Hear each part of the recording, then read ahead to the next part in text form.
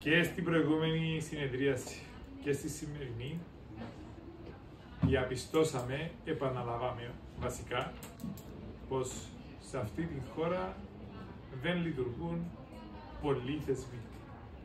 Συμβούλιο Εγγραφής Εργοληπτών, ΕΤΕΚ, Επιτροπή Αποκλεισμού δεν έκαναν ούτε το αυτονόητο.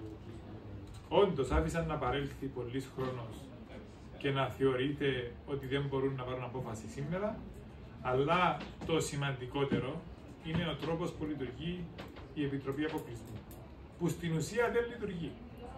Τους τελευταίους 8 μήνες χειρεύει η θέση του Προέδρου, τους τελευταίους 4 μήνες δεν υπάρχει δεύτερο μέλος για να μπορεί να συνεδριάσει.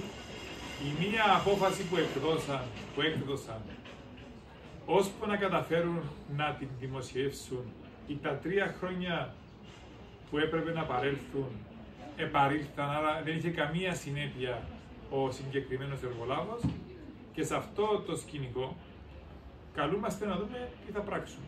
Γιατί δεν είμαστε εδώ για να κάνουμε διαπιστώσεις. Είμαστε εδώ για να βρίσκουμε λύσεις.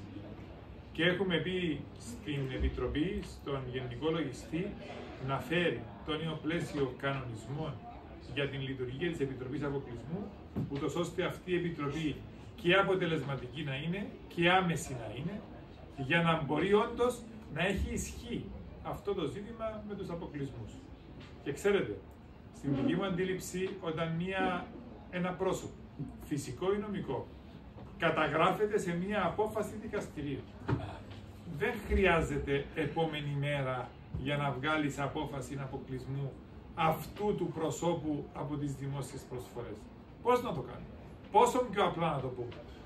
Ευχαριστώ.